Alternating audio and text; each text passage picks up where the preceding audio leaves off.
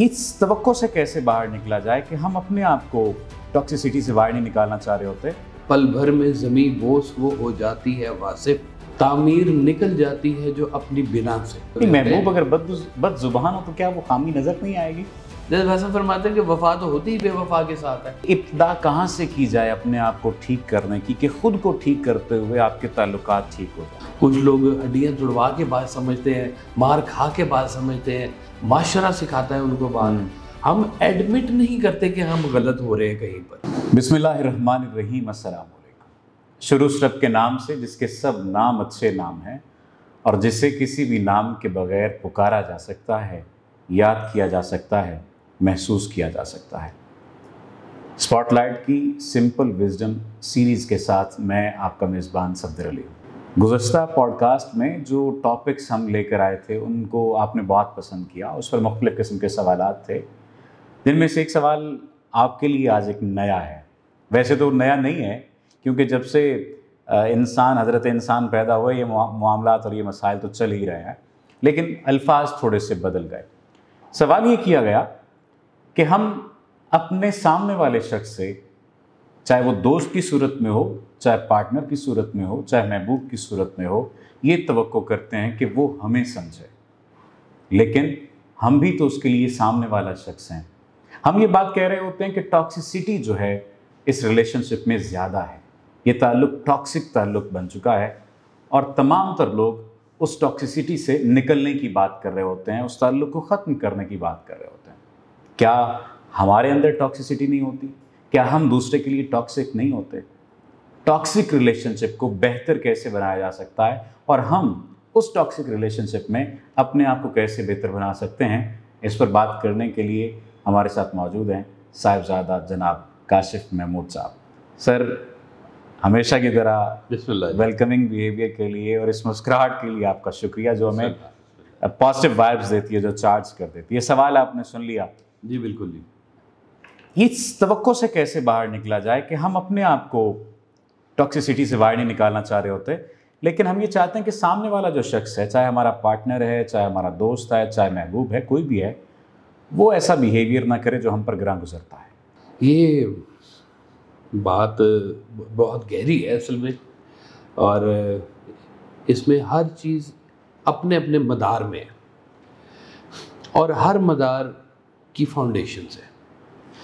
वासिफ साहब का एक शेर है, आप फरमाते हैं कि पल भर में ज़मीं बोस वो हो जाती है वासिफ, तामीर निकल जाती है जो अपनी बिना से। हाँ, वो बिल्डिंग गिर जाती है जिसकी बुनियाद ख़राब हो जाती है। अब जिन रिलेशंस की आप बात कर रहे हैं ना, कि इन रिलेशन में टॉक्सिसिटी जो आती है, ये आती ही इसलिए कि वो अपनी बुनियादों से हिलना शुरू हो जाती है। अब आप इसको, अब जैसे कहें कि जी एक है शोभा महबूब का, ठीक है ना, तो दोस्ती से शुरू हुआ, महबूब बन गया जी, महबूब की ज़ात बन गई। अब उसमें मैं आपको ना एक बड़ा खूबसूरत एक वाक़या सुनाऊं। एक दफ़ा महफ़िल हो रही थी वासिफ साहब की, तो उस महफ़िल में मुन्नू भाई भी बैठे हुए थे। तो मुन्नू भाई ने सरकार वासिफ साहब से सवाल किया कि हुजूर ये बताएं कि मोहब्बत क्या होती है? तो आपने फरमाया, मुन्नू भाई, मोहब्बत जो है वो एक दूसरे की तरफ देखने का नाम नहीं है, मोहब्बत एक ही तरफ देखने का नाम है। वाह वाह वाह, सुभान अल्लाह। यानी कि मोहब्बत तो ये मेरी है, तो अब उसके ऊपर ये लाजिम नहीं है कि वो आपको इतनी ही मोहब्बत देगा और आप भी उसे इतनी ही मोहब्बत देंगे। दोस्ती है आपकी, दोस्ती में फिर कुछ चीज़ें ज़रा आपकी ना मैनेजेबल होती है इस हवाले से कि थोड़ी सी तवक्कुआत दोस्तों की होती हैं। हम लोग तो वो बचपन से देखते आ रहे हैं कि झगड़ा होना तो दोस्तों को आवाज़ देनी चाहिए, ओ पहुँचो जी, पहुँचो, लड़ाई जाए, सारे पहुँच गए जी। कोई भी मसला होता था, कोई खुशी का मोमेंट हुआ है तो दोस्तों को बुला लीजिए, दोस्त सारे इकट्ठे हो जाएंगे। तो ये तवक्कुआत कि वो खुशी में, गमी में। अब दोस्त की डेफिनेशन ये है कि दोस्त वो होता है जो गम को कम कर दे और खुशी को ज़्यादा। क्या बात है, बिल्कुल ऐसा है ना जी, ये दोस्त की डेफिनेशन है। क्या बात है, क्या खूबसूरत डेफिनेशन है। वो मोहब्बत और महबूब की एक डेफिनेशन है, इस तरह से दोस्त की भी एक डेफिनेशन है, मियाँ बीवी के रिलेशंस की भी एक डेफिनेशन है ये डेफिनेशंस जैसे जैसे ख़राब होती जाती है ना, हमारे ताल्लुकात ख़राब होते जाते हैं। सरकार वाला साहब का एक बड़ा कीमती कुलिया है, मैं आपको बताऊं। आपने कहा जिससे आप पहली दफ़ा जिस अदब से या जिस इखलास से मिल रहे हैं, ताल्लुक़ के आखिरी दिन तक आपने वो अदब और लिहाज बीच में से नहीं निकालना। वो निकल गया तो फिर तो बस बात खत्म हो गई। तो यही सारी मैं आपको बात बता, वो निकल जाता है और वो निकाल दिया जाता है खुद से भी। हम कुछ चीज़ों को एक्स्ट्रा अवेल करने के लिए, ये मेरा बड़ा बामानी सा जो ये है, जो मैं एक्स्ट्रा अवेल करने के लिए जी पहुंच रहा हूँ मैं, उस एक्स्ट्रा अवेल करने के लिए हम उसको खुद लूप होल्स प्रोवाइड करते हैं ताकि वो अपने आप को हम पर खोले। और गलती यहीं से होती है। और गलती यहीं से शुरू हो जाती है। आप अपनी 4 खामियां निकाल के सिर्फ इसलिए बताते हैं कि आपको उसकी 10 खामियां सुननी है। अब वो एक फेथ में आपके साथ वो बात करता है कि भाई आपने भी फेथ किया मुझ पे, मैंने भी फेथ किया, और ये फेथ मिस यूटिलाइज होना शुरू हो जाता है। और वो उस मिस यूटिलाइजेशन में फिर क्या कहते हैं कि ओहो ये तो बहुत गलत आदमी निकला। तो भाई तुमने पहले राज खोला ही क्यों, राज बताया ही क्यों? या तो फिर फैसला कर लो कि अब इसको मैंने दोस्त मान लिया है, अब ये मेरे साथ जो करे, जैसे वैसा फरमाते हैं कि वफा तो होती ही बेवफा के साथ है। अब ये वफा की डेफिनेशन है ये इतनी बड़ी बात है। यकीन करें, लोग अक्सर व बेशतर जो मेरे पास सेशन के लिए बात करने के लिए आते हैं, मौजूद होते हैं, तो मैं उन्हें ये बात कहा करता हूँ कि वास्फियात पढ़ लें, आपके बेसिक्स क्लियर हो जाएं, चीज़ें क्लियर हो जाएं। लास्ट हम जब पॉडकास्ट कर रहे थे तो महबूब की मौजूदगी की बात हो रही थी, वस्ल और हेजर की बात हो रही थी, तो आपने कहा था कि चांद हो तो चांदनी नहीं होती और चांदनी हो तो चांद नहीं होता। ये बात ठीक है। अभी जो आपने कहा कि एक्स्ट्रा अवेल करने के लिए कुछ चीज़ों को हम ख़राब कर बैठते हैं, इस बात में कोई शक नहीं। जो हमारे अंदर खामी मौजूद है, क्या हम उसे कम या ख़त्म करके उस ताल्लुक़ की खामी को कंट्रोल या ख़त्म कर सकते हैं? जी कर सकते हैं। खामियों को गुंजाइश देना शुरू करेंगे। जैसे महबूब की एक तारीफ़ ये भी है कि उसकी खामी नहीं नज़र आती, होती हैं, एग्जिस्ट कर रही होती हैं, लेकिन आपका देखने का एंगल उस वक्त ऐसा बना हुआ होता है, आप उस मोहब्बत में इस तरह से गिरफ्तार हुए। महबूब अगर बदजुबान हो तो क्या वो खामी नज़र नहीं आएगी? यही कह रहा हूँ, आप जिस चीज़ को पहले बर्दाश्त कर रहे हैं, हाँ, आप महबूब बनाने से पहले समझ गया। ये मैं कह रहा हूँ, जो एक्स्ट्रा अवेल करने की मैं बात कर रहा हूँ कि अब ये आपको पता है कि ये है, आप उसको गुंजाइश दे रहे हैं, और एक टाइम आता है कि आप वो गुंजाइश ख़त्म कर देते हैं। अब तुम सर के ऊपर सवार हो गए हो या हो गई हो, और ये बात अब मुझसे बर्दाश्त नहीं हो सकती, और ये बात पहले से मौजूद थी, आप उसको गुंजाइश दे रहे थे। चले यूँ समझ लें कि एक लड़के ने एक लड़की से शादी करनी थी, और उसको पता था कि ये बहुत ज़ुबान दराज है, लेकिन कोई अदा उसकी पसंद आ गई और वो शादी के रिलेशन में बंध गए। अब जब वो शादी के रिलेशन में बंध गए तो आप कहेंगे क्या उसकी फितरत तब्दील हो जाएगी? नहीं, उसकी फितरत नहीं तब्दील होगी। हाँ, वो थोड़ा सा अपना कोई मिजाज में तब्दीली लेके आए, लेकिन जो ज़्यादा स्पोकन जो लोग होते हैं ना, ज़्यादा बोलने वाले जो लोग होते हैं, उनके अंदर एक खामी होती है कि मजबूरी बन जाती है सच और झूठ मिलाकर बोलना। कोई शक नहीं है, ज़्यादा बोलने वालों की ये खामी हो जाती है कि बहुत कुछ बोलने हमने सामने वालों के ऊपर इस अजाब को अपने अंदर भी सहा है। जी, समाहत पर तो ग्रां गुजरती है ना ये बात? बिल्कुल गुजरती है जी, और नज़र आ रहा होता है जी। देखिए, वो कहते हैं ना कि अस दिल खेजत बर दिल रेजत, कि दिल से निकलती है तो दिल पे असर रखती है। हाँ, ये बात तो समझ में आती है। अब वो दिल से जो निकल रही है बात, ये कल को तब्दील कैसे हो गई आपकी? इन रिलेशंस को टॉक्सिक करने में आपने क्या किरदार अदा किया? पहले तो उसको तो छोड़ें, आप पहले अपना एनालाइज करें अपने आप को। कहीं ये टॉक्सिक आप तो नहीं है जी, कहीं आपका रिफ्लेक्शन तो नहीं नजर आ रहा बाहर? ये बात है।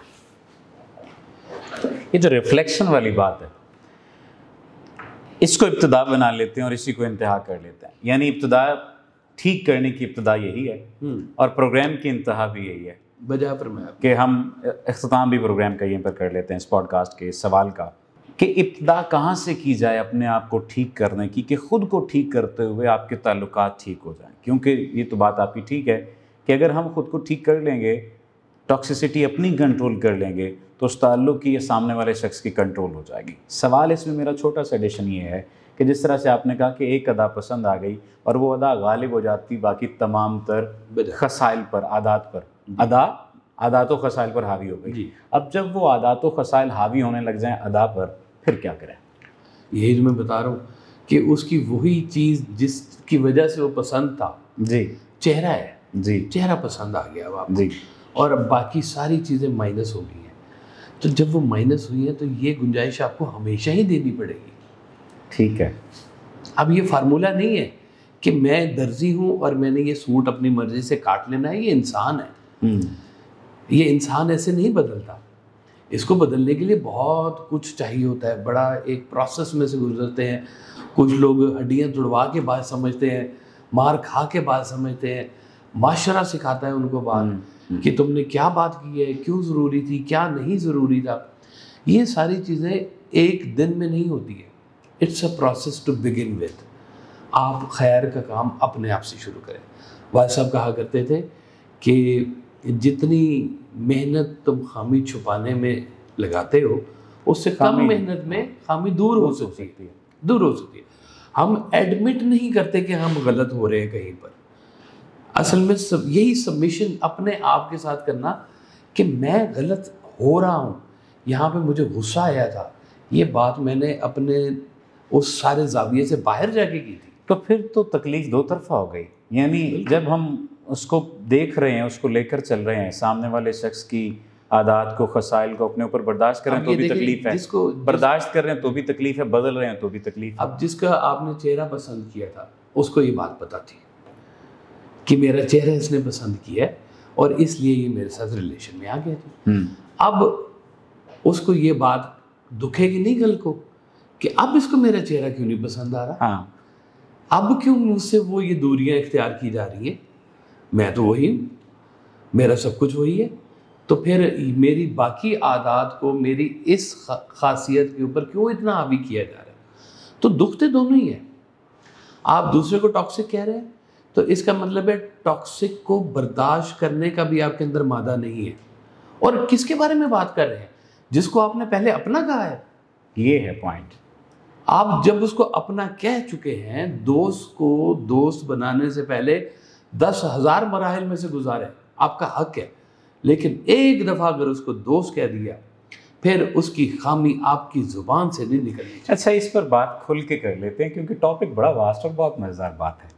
आपने कहा थी कि उसकी खामी सामने आ जाए तो फिर उसके बारे में बात ज़ुबान पढ़ना है, शिकवा ज़ुबान पढ़ना है। दूसरे लफ्ज़ों में, आप मेरे दोस्त हैं, आपको मालूम है कि मुझे ये बात गिरां गुजरती है, आपको मालूम है, और मालूम होने के बावजूद अगर आप वही बात दोहराएं, रिपीट करें और उस बात से मुझे तकलीफ़ हो और मैं बता भी रहा हूँ कि इस बात से मुझे तकलीफ़ होती है और उससे आप ठीक करने की कोशिश ना करें, तो फिर क्या ये ताल्लुक़ उसी नहज पे बरकरार रहेगा या फिर खामोशी इख्तियार कर लेनी चाहिए? ताल्लुक़ तो हम देखते हैं कि टूटते भी हैं, बनते भी हैं, और दोस्तों में ही ये दरारें आ जाती हैं। आपके पुराने दोस्त पता नहीं कहाँ हैं, नए दोस्त अब और होंगे, सोशल दोस्त और होंगे, 10वीं क्लास के दोस्त और होंगे। तो ये सारे दोस्त अलग-अलग आपके मुख्तलिफ मराहिल में, मुख्तलिफ औकात में मुख्तलिफ दोस्त आपके हैं, ठीक है।